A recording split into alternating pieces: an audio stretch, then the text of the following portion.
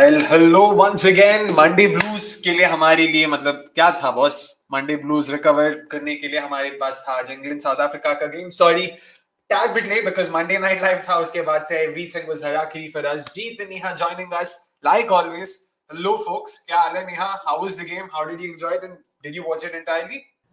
Hi, Akshay. Happy to be here again and talking about today's game. Well, had a lot of expectations coming in. I thought it would be a well contested encounter. I mean, both of these teams are being looked at, as potential semi-final options. But in that sense, I think the match is a very dull affair. I think we had already given the advantage to England, going in. Ki, matlab, a lot of things seem to be working well from them. They must have learned their lessons, from that Bangladesh encounter coming here. But South Africa again, seemed to be committing the same type of mistakes, which was very reflective in the way they kind of played the match. And somewhere I did also think, a lot of crowds would come, but then besides the brass band, I don't think we heard, any mahal or atmosphere from the stadium. So I'd say a dull affair, but still, I think England would take a lot of positives. 2 out of 2 wins. They have some time before, they play their next match. So yeah, those were my reflections of this one. By the way, it's a marriage band. It's a marriage band from India, for sure. Given the songs that they keep playing in the background. Only माहौल इस शादी का माहौल है वहाँ पे बॉलीवुड के गाने बज रहे हैं वहाँ पे. It's weird because you would imagine even the cricketers are wondering ठीक है इंडिया के मैचेस पे ठीक है फिर भी context समझ में आता है. You can. It's not that South African brass band that keeps playing at one of the venues, Kiberka or somewhere. Wasn't like that. Oh, Heather Knight and Laura Wolford must be thinking, "Baj kya raha hai, boss? Chal kya raha hai? What are these tunes?" Absolutely no clue, but either ways, jo bhi hai, wahi hai. But again, in terms of the game and what we saw, of course, let's have the match summary out first for the uninitiated, like always. South Africa won the toss, and thankfully, like we discussed yesterday, that did help, improve their chances because had South Africa been chasing the surface itself, wouldn't have been in their favor. They won the toss and, as expected, opted to bat first. Laura Wolford and Tasman Brooks got off to a brisk start, to be honest. Laura, of course, being playing a very key role over there once again. And it seemed like she alone would be able to take South Africa past the 130-run mark, if not beyond. But once the power play ended, Tasman Brooks got out, holding one on to long on. And from there, it really slowed down significantly. Annika Bosch couldn't really get going. She faced about 25 deliveries for her 18, and from there it took cameos and very crucial cameos at that from Marizanne Kapp and Annerie Dercksen to help South Africa go past 120. Sophie Eccleston, Sarah Glenn, Charlie Dean, the Troika. Once again, it was spinners through and through. Even Lindsay Smith, for that matter, wasn't too bad herself, but it was these three who were the pick of the bowlers thanks to their wickets. England, in turn, began their chase off a very cautious start. Ayabonga Kaka and Marizanne Kapp started off really well with the new ball. In fact, at the end of the third over, they were at 8 for no loss. It seemed like, a wicket was due. Unfortunately, again, poor fielding did not really help their cause. 2 dropped catches, including one of Danny Wyatt early on that she, of course, made them pay for, help England's cause. England ended the power play and eventually, Nat Sciver-Brunt came into the picture and she and Danny stitched a fantastic partnership before Nat Sciver-Brunt took over, and that 48 of 36 was worth its weight in gold, of course. But Jeet, let's start with you. First innings, the way South Africa's batting panned out and the way they batted, what did you make of it all in all? It was a struggle, as we have been expecting with some of their batters. So it was a very similar start. Of course, Laura Wolford has added a lot more gears, and she's very, very proactive in the power play, and she capitalizes upon that splendidly well. So she was again off the blocks rather quickly, and she did a pretty good job in the power play. Brits got out, and then, like you mentioned, Annika Bosch came in, and she was struggling. Boy, she was struggling for a long time until she was put out of her misery. And that is what I think, South Africa need to kind of understand that the conditions are very different. It's a different challenge over here. All the games have suggested that power play is important. You need to have aggressive batters in your top 4. I'm not saying all 4 have to be aggressive, but you need at least 2 batters who can take on the bowlers, put the pressure on, and find those boundaries. Annika Bosch is not somebody who's known to do that. She has struggled in the past, and that's exactly what happened tonight as well. So that's where the problem lied for them. So by the time Marizanne Kapp walked in, they had eaten into quite a few overs. So that's why you think that why did Kapp came out so late. The problem is the partnership lasted for so long between Wolford and Annika Bosch. So there was no choice. So that is where I personally would have gone for Nadine de Klerk, because when I look at South Africa, I look at around 4 to 5 players who are really aggressive or have the potential to be aggressive. Of course, Boulevard is somebody that I'll add to it. There is Chloe Tryon, there is Marzan Kapp, there is Annerie Dercksen, and there is Nadine de Klerk. So when you've got so many options, you need to have at least one of them walking at number 3. Then another issue that took place with South Africa was at the back end. Now, whilst it was a very, very minuscule thing, but it still ends up having a huge impact on the outcome because by the end of the day, England chased it down 4 balls to spare. Heading into the last over, they needed 4 runs. Now, that is where I think they could have sent in Nadine de Klerk when Marzan Kapp got out and not Sunil Lees. So at 18.1, Kapp got out when Sunil Lees walked in. I know she didn't do a lot and she was out at 19.1 in a very, very unfortunate manner. But you need to have your mind constantly thinking as to who are the best options in that particular situation. And that is where I feel, Delon Duprier didn't make the right call again. Again, a very small thing, but of course, when there is the option of Nadine de Klerk or Sunil Lees with like 11 balls to go, you have to offer Nadine de Klerk. It shouldn't be Sunil Lees walking in. So it was disappointing from them, but I just want teams to start realizing that power play is the time to attack. You need aggressive batters, aggressive options up top. Yeah, fair enough. That also, given that they have actually quite a few aggressive batters down the order, and Tryon, there's of course Annerie Dercksen now coming in, and there's also Nadine de Klerk, like Jeet mentioned.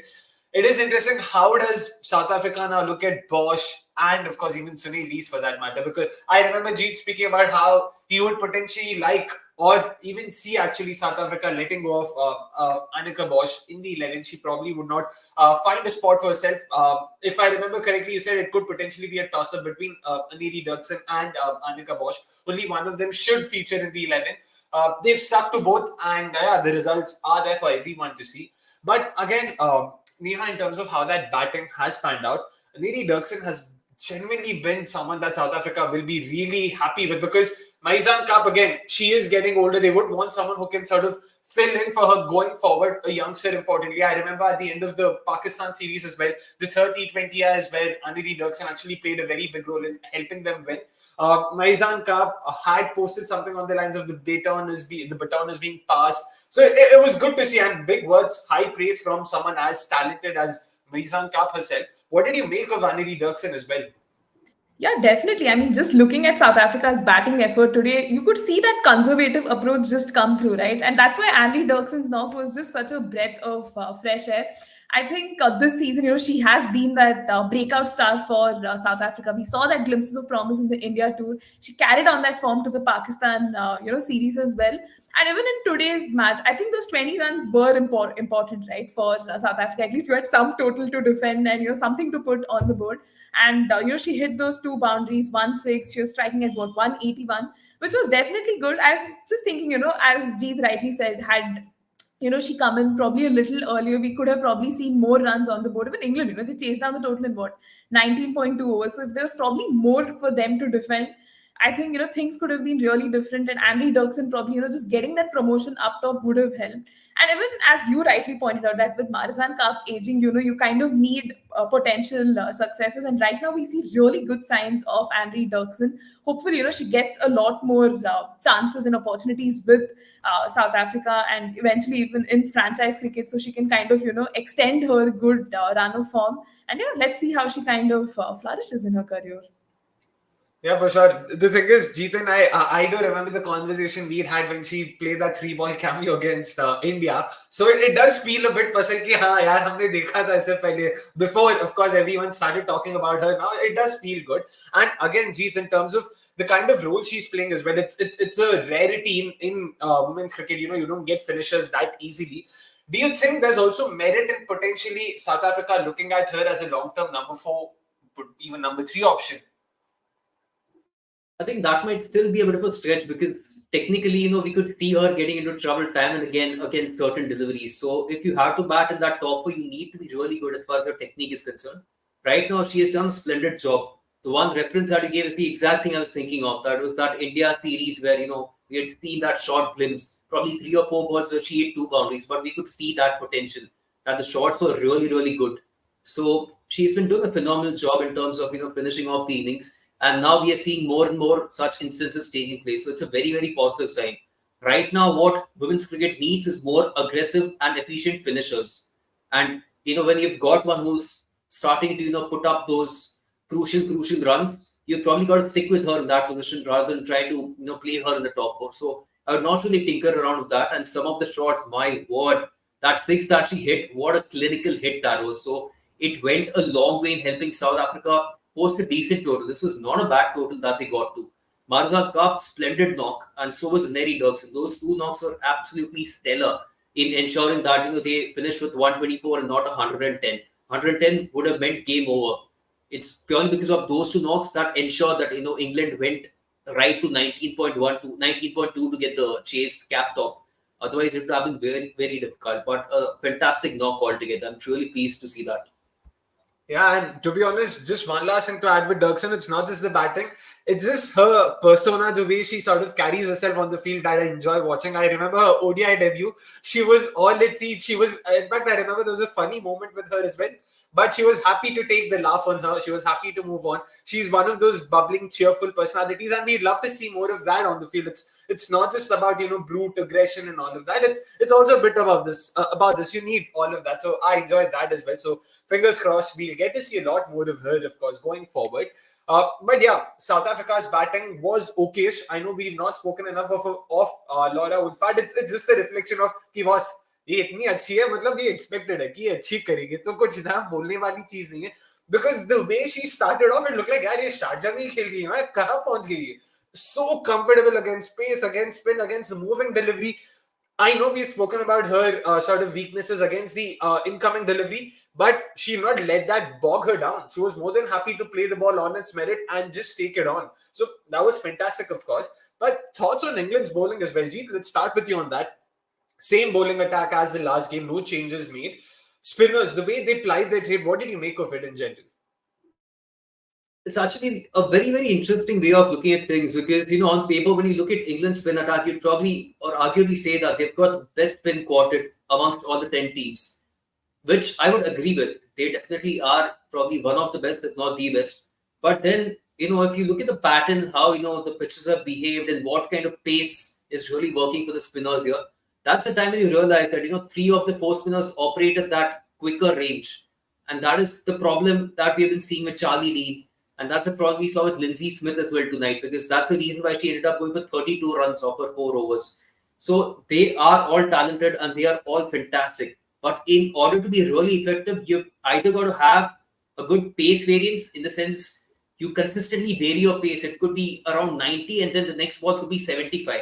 So either you have that pace variance or you are a bowler who consistently operates in that mid-70 range. And that is where I think England are facing a bit of a challenge, because that pace variance is lacking. Lindsay Smith is quick. Charlie Dean is very quick. Sophie Eccleston today was, kind of varying her pace. And if you observed some of her slower deliveries, including the ones of which she got her wickets, you could see that, okay, this is working out. And she probably figured that out as well. So a fantastic spin quartet, but I just want them to start identifying these things, because the pattern has been very clear-cut, especially at Sharjah. Anything less than 80 is, fetching you more wickets than anything more than 80. So that's where I think, they are getting challenged, in particular Lindsay Smith and Charlie Dean. But other than that, I think it was fantastic from Sophie Eccleston in particular. Some of the balls that she was bowling, in her first spell, she was again very quick. But then she came back in the second spell, and a couple of deliveries that she bowled, especially to Marzan Kaap, we could see, even Marzan Kaap was laughing at her, and she was giving back that smile, because she was realizing that, okay, this was a slow one, and look at the grip that she got off the surface. So she probably identified that. She also dragged her length back, and it really worked for her in that second spell, which ended up being a match-winning spell, if I have to put it that way. Yeah, clearly slow deliveries have been the way to go in Sharjah. Even in the second innings, we saw Laba's delivery to Danny Wyatt. Slowed it up completely, also pulled the length a bit back, lured her into coming down the track and then stumped. It was actually fantastic to watch. It's one of those classic, left-arm spinners dismissals, is luring the batter into sort of trying to go for that short ADD. But Neha, again, in terms of South Africa spinners, now sure, England spinners, arguably they have the best spin attack, so nothing much to be worried about. Wasn't necessarily the case with South Africa. We've spoken about how their spinners aren't exactly the greatest of spinners. They've not really been in form. Sure, Laba had that four in the last game, but again, you saw that, lack of options with spin hurting them big time this time around as well. Yeah, clearly. I mean, I think, Laba, there was some pressure coming in. I mean, she did perform really well in the previous match, but again, to kind of replicate a similar performance is really difficult. And that's why you need support from the other end, which was clearly not the case this time around. I mean, Chloe Tryon, we know, right? She's transitioned from a seamer to a spinner now. So she's also kind of just, figuring out. What could be the ideal strategies and all of that. But again, today she just was more on the expensive side. She conceded what, like 25 runs, went at like 8 runs in over. And even Sunil, I think, bowled like just 1 over and gave 10 runs. So clearly there is a lacuna in South Africa's bowling attack. Like the spinners really need to come to the party, but that isn't happening. But just looking at the power play spell, right, of Marizan Cup, I think she was brilliant. The way she was just getting the ball to move in and was really challenging the English batters. I think even they had a very quiet power play, and I thought, oh my god, are we in for a match? Like, will we actually see some competition coming in? And I think she was brilliantly complemented by Ayabonga Khaka, right, on the other end as well. So I think right now South Africa's bowling, situation is in such a condition that they actually depend a lot on their pacers to, kind of get them those wickets. But it's the latter phase that becomes really challenging for them. I mean, today they did challenge England to a great extent. I mean, bringing the match to the 19th over, to the 20th over is commendable in that sense. But I think the spin bowling thing is going to trouble them, going ahead. And I think the rest of the matches are versus what, Bangladesh and Scotland. They will look to get those wins to still kind of keep themselves in contention. I mean, this loss hasn't set them back a lot, but they will still look to try to make the most of whatever's left. Yeah. Yeah, and again, Jeet, just throwing the same bit to you. Would it be fair to say that it was potentially that 4 overs between Chloe Tryon and Sunil East was potentially the game changer for England? Because 35 runs, that's as good as it gets for them. Yeah, it's something I've discussed. If your second and third spinner are Chloe Chan and Sunil East, and you are in big trouble. It's not really going to work out with them because Sunil East, of course, has transitioned into an off spinner and she's also bowling those arm balls. But to be fair to her, that over where she conceded so many runs, took quite a few chances as well. I mean, it fell in no person's land. If you watch the first two balls, some of the deliveries were decent. So she was, a tad unfortunate to concede so many runs. But irrespectively, they are not your frontline spinners. And we know how the conditions are at both the venues. So you need to have quality spinners on your side. And I wouldn't put them under that category, including Chloe Tryon. In both the games, Chloe Tryon's first ball has been a drag down, wide outside the off stump, and that's been smashed off the back foot. I know, Arch, the catch is almost put down, or can actually technically call it as a draw from Laura Hulbert. She didn't time the jump. But the point is, they are not getting the job done here. It's not really working out. So the onus is on Malaba to deliver, and you can't keep relying upon only that one spinner. And it's still just 4 overs of quality spin that you're getting out of them. So sadly, they don't have any other choices either. Having said that, they had 4 spinners tonight because the fourth one was Nadine de Klerk. So Nadine de Klerk, her slowest delivery was 101 in the first game. Today, only 2 balls were above 101. That's it. Rest all were below 101. So she was bowling those leg cutters, if I have to put it that way, since she's technically a pacer. So those were leg cutters that she was bowling. And one after the other, leg cutters, off cutters, leg cutters, off cutters. And she actually was more effective or a lot more threatening than what Chloe Chan was, Sunil East was, or even Nonkululeko Malaba was. So I think that is an area that South Africa have identified, and this is what we had talked about yesterday as well. That maybe, just maybe, Nadine de Klerk might, play a bigger role when it comes to, this particular game against England, because the venue is different, and we have seen what's really working, in particular for Ritu Moni. So a similar role could be played by Nadine de Klerk, and she might bowl 4 overs. That's exactly what happened with her very, very different kind of bowling that she had implemented tonight. But otherwise, I think they are in big trouble as far as our spin attack is concerned. The only option is Destiny Naidu. And again, that inexperience is there. So I don't know whether they really want to go for her or not. And if they do, then again, they have to leave out Aneka Bosch.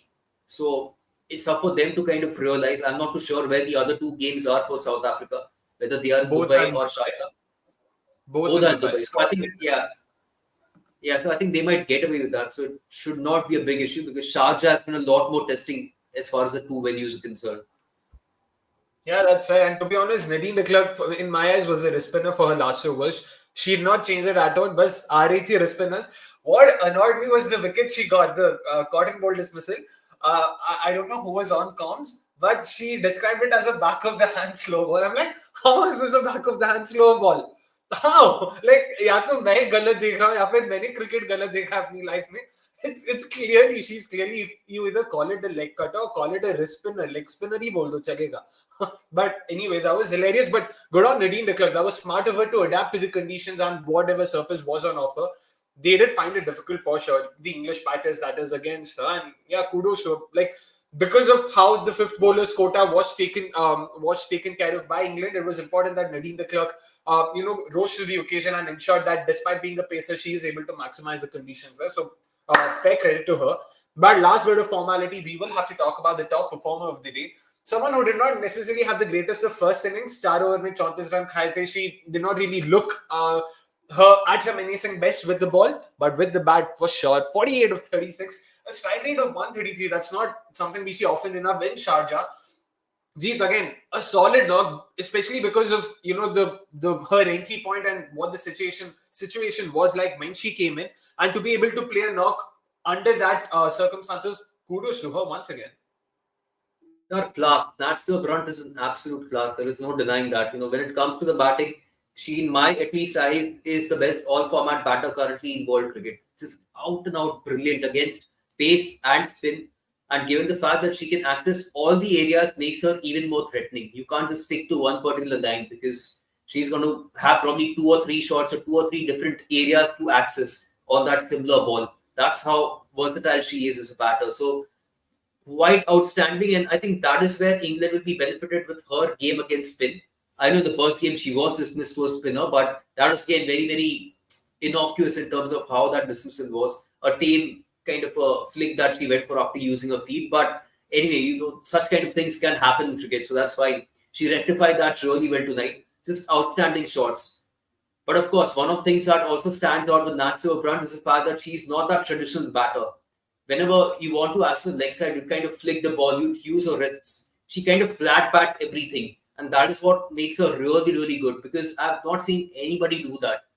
Literally any batter do that, what Nat Sciver-Brunt does. It absolutely flat bats it. So it's basically the full face of bat. And that allows her to access, say, fine leg, square leg, mid-wicket, cow corner with that same kind of shot. Everything is kind of swiped with the open face of bat. So that is what is kind of really working over here as well for her. That's what we saw tonight as well. So good signs for England that she played the knock that she did. In the previous game, of course, she was the one who came in at number 3. And tonight, of course, they went ahead with Alice Capsey since the wicket fell in the 5th over or something. So at number 4, you need somebody who can adjust to the situation, adjust to the different role or the demands of that role. And I think Nat Sciver-Brunt is a great answer to that for England. And sort of just before we go to Neha as well, what I remember from the WPL days is that she had I wouldn't call it a weakness, but if there's one tiny chunk, it's her game against leg spin. She's, constantly gotten out to leg spin. It's not like she's weak against it, but she's just somehow found a way again to get out against leg spin more often than not against other bowling types. I remember, especially against RCB, Georgia Warden getting her out twice. Asha Shobna also had her in a bit of a tangle. So probably, again, something in hindsight maybe, but Seshni Naidu there could have maybe played a role. But again, given the inexperience and given how Annerie Dercksen also eventually played, you can't really hold that against the setup. But again, Neha, Nat Sciver-Brunt, we know is a bona fide legend, but that knock under those circumstances in that Sharjah surface, again, that's something England will be really happy with. Absolutely. And I think another major talking point of that knock was the kind of partnership, with Danny Wyatt. Because I know the target was like, just 125. They could have, just gone slam bang, but, the conditions, of course, wouldn't have supported that. But it's the manner in which they constructed their respective knocks, the way they complemented each other. I think that was really brilliant. I think any adjectives would again fall short to describe the kind of knock that Nat Sciver played today, because the conditions kind of demanded her to play a very patient knock. There were times when the required run rate was going above 6, but there was no semblance of tension or panic that was setting in. And I think that's just the hallmark of a great player, right? Someone who can really read the match situation well, take you across the line without making it seem like, oh my god, it took just so much effort. So I think in that sense it was a perfect knock. But even just talking about Danny Wyatt, right? I think just seeing her performance across the 2 matches, really kind of justifies why she deserves to be in this team, right? A lot of people were like, oh no, why is she in the team? They should have probably gone ahead with Sophia Dunkley. But I think experience just is the winner at the end of the day. Both of her knocks, although a lot of people will contest that, oh, they were so slow and all of that. But again, just looking at the context of how it was needed for England were very pertinent and important knocks. You could see how Danny Wyatt was so disappointed when she got out as well, right? She really wanted to take England across the line. She had constructed that innings so beautifully. So I think while looking at Nat Sciver's knock as well, I think it's important to look at Danny Wyatt and how that kind of helped England's prospects as well. Yeah, for sure. 2 consecutive 40s. So something England will also be happy with in terms of how she's constantly gotten runs for them. Also because they're playing 3 games in Sharjah. They're already done with 2, but there's also another game pending, and that's against Scotland. Scorching heat, the conditions aren't exactly the greatest. But again, Jeet, final thoughts on how this English side is looking like. We've spoken about how they are definitely strong contenders to win the title, and it seems to be the case even now. They are definitely, because it's, as we had talked about, I mean, they've got the most bases covered. They've got really, really good players or experienced players in every department of the game. That comes to their openers. Of course, Danny Wyatt Hodge is one of them. Middle order is taken control of by Nat Sciver-Brunt, Heather Knight. They've got finishers in Amy Jones, Danny Gibson, Sophie Eccleston. Batting depth, of course, is another thing where, of course, Charlie Dean can chip in, Sarah Glenn can chip in. Again, Eccleston, I'll put her name as well. So just one player, even Lindsay Smith coming at number 11, even she can bat. So they've got all players who can bat. So they've got all the bases really very nicely covered. It's just that left-handed bit where they kind of lack a bit, but so far it has not really come back to haunt them as yet.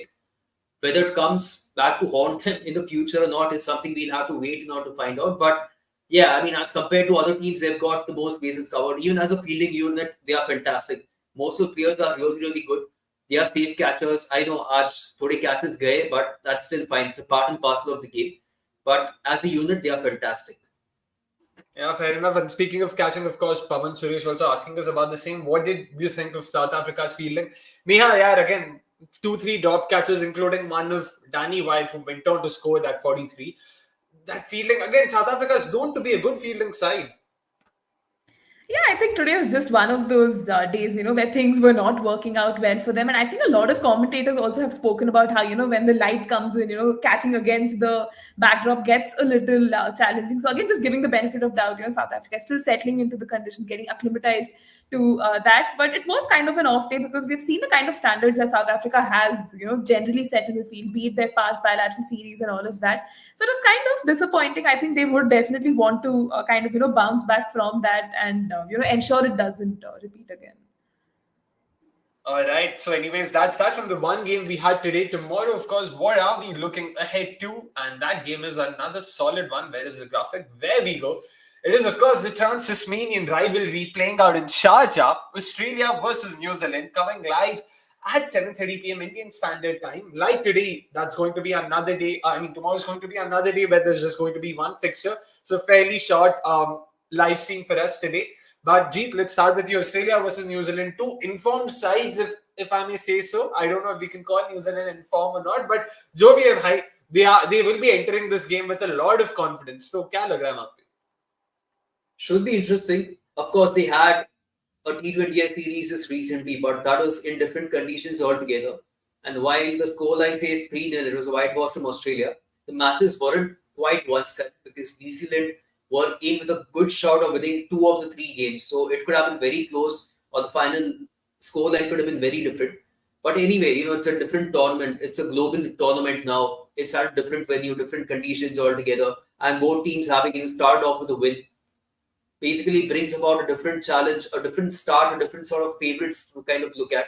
It's a 50-50 start in my opinion. I wouldn't really completely say that Australians are the favorites to start over here. It could easily go in New Zealand's favour as well. Of course, the only advantage for Australia is the same advantage that England had tonight. They played one game at Sharjah, whereas the other team played in Dubai. So that's the only place where I feel that Australia have the upper hand. They probably know the conditions better. They know the paces at which to operate, in particular the spinners, and they kind of know the opponents well as well. From New Zealand's perspective, I just want to see one change, and that will be Lee Kasperek. I'll stick to what I've been saying again. I would want Lee Kasperek to come into the picture ahead of Jessica.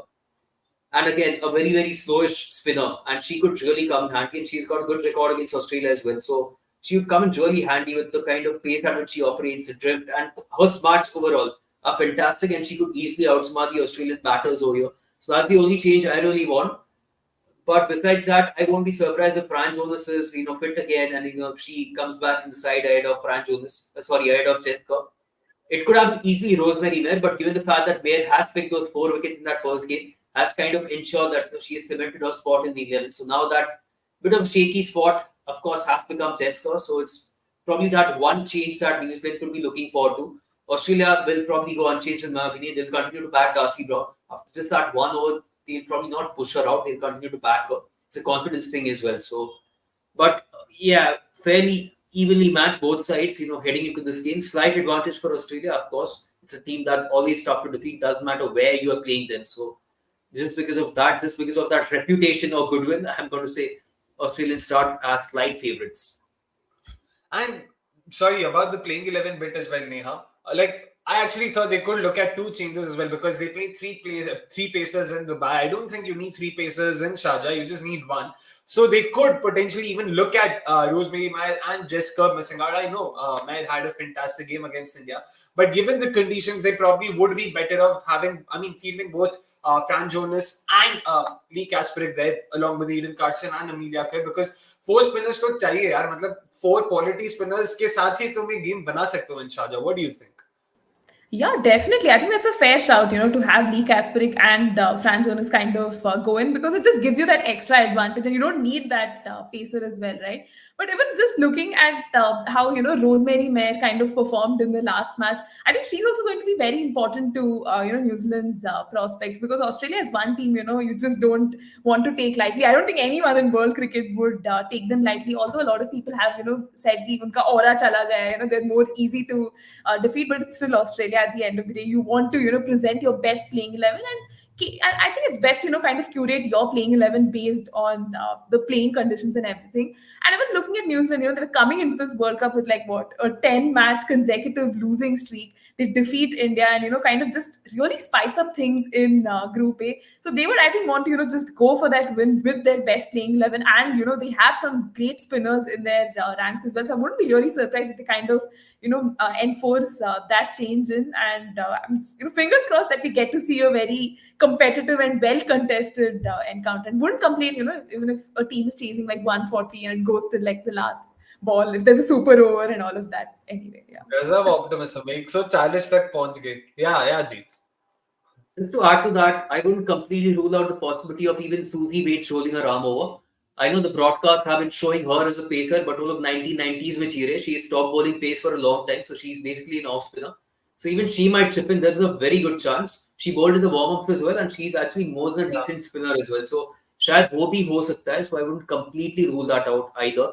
But other than that, New Zealand's say Ritu Moni or Nadine de Klerk can be Brooke Halliday. If they are to go with say 2 pace options, then Brooke Halliday can be that second pacer. Just that first choice कौन होगा, whether they go for Leah Tabu or they go for Rosemary Mayer is something we'll have to wait. I still think they'll just make that one change, but I don't know क्या thinking है. It's Ben Sawyer, so tough to predict, tough to judge. Yeah, but personally, it wouldn't be the worst of calls to sort of have both of them out. It's horses for courses. It's not like someone's being dropped here. Just purely a conditions-based call, and it wouldn't be the worst, to be honest. Just try and apply a spin choke on Australia and see where that takes them. That's probably their best shot at trying to win a game against them. And we all know, as Team India fans, of course, we all will be backing the Kiwis, because Australia losing that game would pretty much ensure that India now have to win all their games to ensure that they go through. Bas. Because that means Australia would have lost 2 games and whatnot. So yeah, that way it's fairly simple. कल New Zealand भाई तुमने हमें तो पेल दिया, Australia को पेलोगे नहीं तो भी चलेगा, लेकिन जीत लो भाई, बस यही मांगता है अपने को.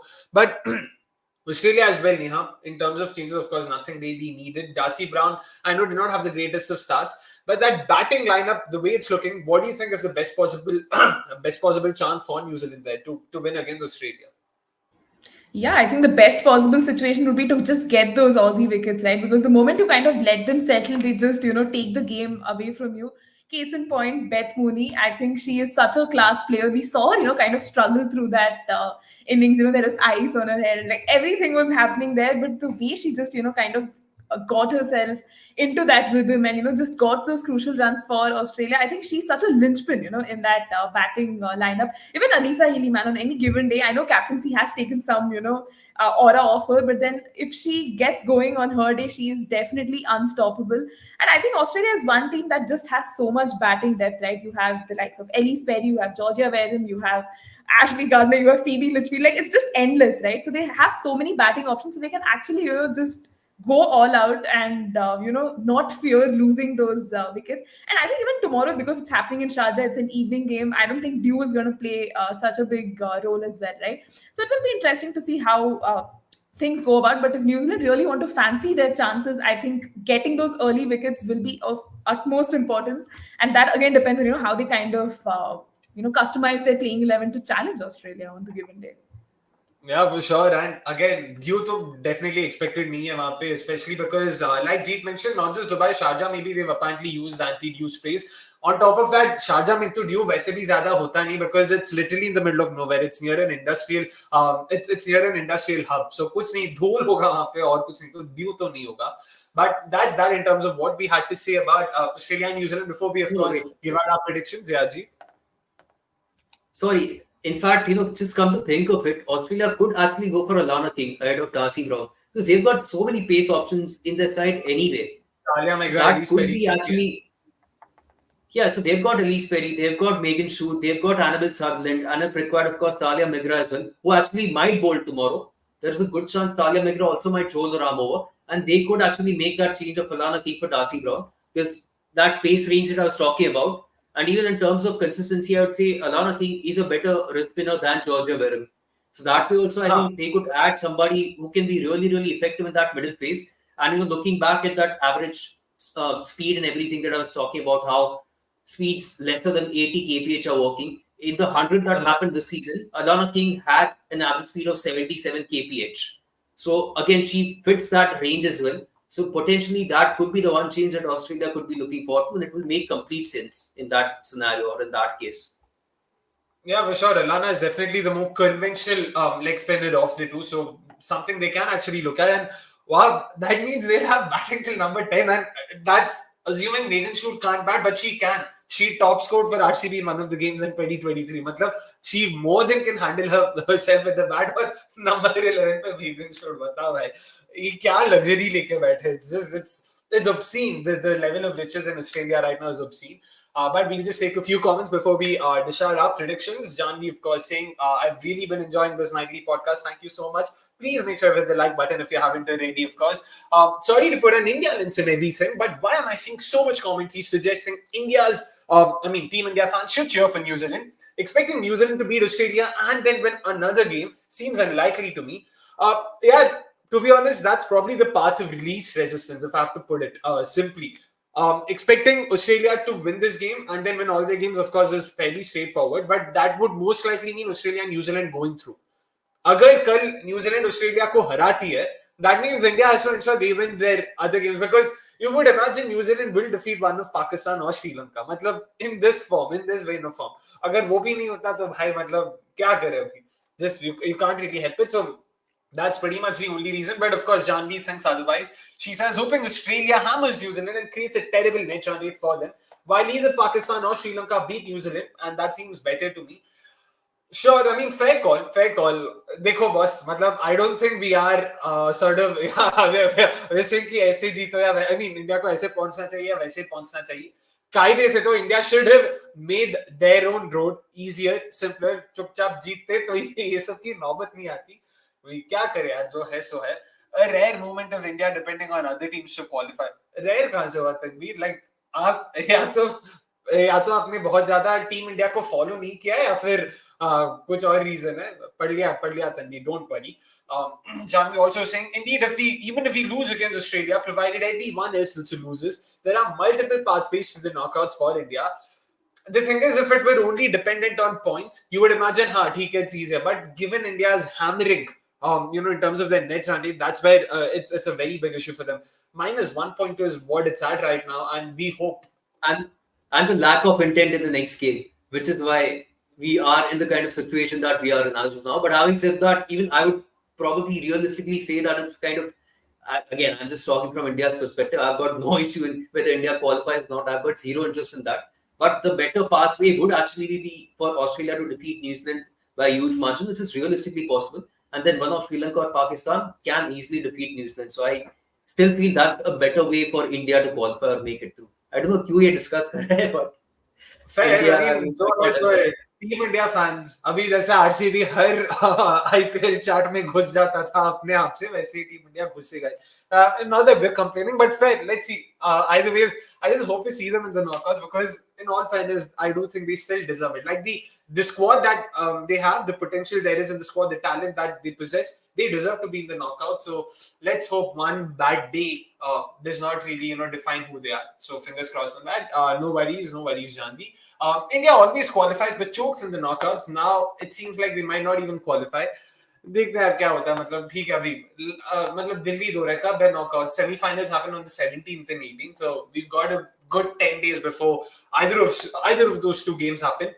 Before that, of course, India play against Sri Lanka on the 9th of October. They play against Australia on the 13th of October.